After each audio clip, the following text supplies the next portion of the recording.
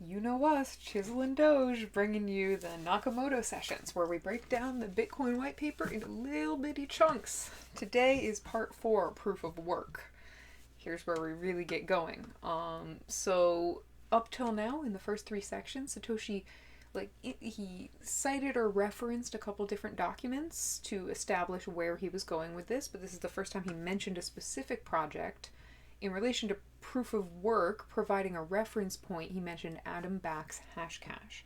And this was a project in which people who wanted to send emails, in order to prevent spam in an innovative way, people who wanted to send emails had to do a certain amount of computing power before they could send those emails.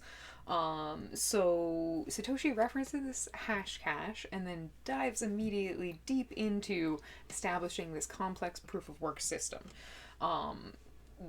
They invoke SHA-256, nonces, which actually we looked up, and nonce is based on a really cool older word. I would recommend looking it up in your favorite dictionary.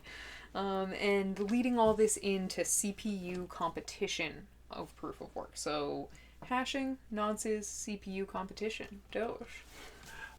So SHA-256 is just the hashing algorithm used, which is the thing that converts the one number into another. And you take the hash of the previous block and you put it with the nonce. And a nonce is literally just a number. And you put them together and hash them again. Now you want the result to be the correct number, and you're looking for something with a lot of zeros in front of it, so you know it's rare. Now, when you find that, you put the block next to the last one, and you have the correct nonce that makes the correct next number, and you move on and start again. And what this does is, between every block, you can kind of tell that there was a certain amount of computer power expended to make that block. And as you chain them together, you can say, well, if we go back all these blocks, there was so much computing power used that it's impractical in most cases to reverse a transaction. Thank you for that. Okay, so in this proposed proof of work network, which is about competition, but it's also kind of a collaboration. Everyone's opting in to participate in this competition. Satoshi frames that the outcome and what proof of work itself is a 1 CPU, 1 vote system. Can you contextualize this a bit?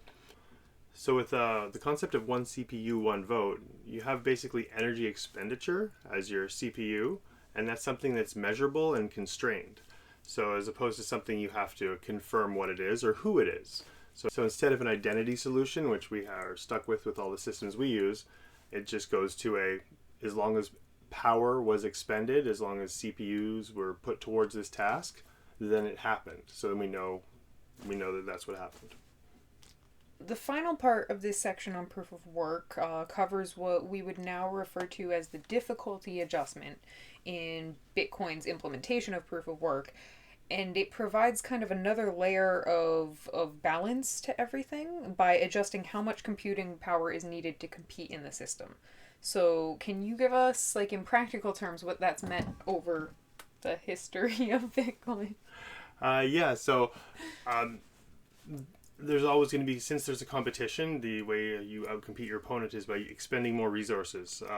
So the network has a difficulty level, and it determines how hard it is to complete the next block. If blocks come in too fast, it makes itself harder, and if blocks come in too slow, it makes itself easier. Now, it doesn't do this quickly. It does this in a very spread out time frame. It's over 2 weeks, so it's about 2 weeks worth of blocks, and every time about 2,000 are found, it looks back. It says, how long did that take? Was it too fast? Was it too easy? So what you have in practical terms is when the price is rising and more people are trying to, try out this as a viable economic path, they get maybe a little too excited. They buy too much equipment, and then later the price goes down, and now they're not exactly prepared. So you generally have these longer trends of where the difficulty is going up. It follows the price in general. And then when it turns the other way, you have people turning off their equipment. You can have new equipment come out that outdates or that obsoletes the old stuff slowly over a couple of years, or you can just have people that, they're not competitive enough, so they end up having to turn the machines off. With a single tier, I'm sure. Yeah, many tiers usually. At least one single At tier. least, yeah. Minimum one tier. Even from the hardest of manly men. Shutting down the miners. Thank you so much, and see you next time.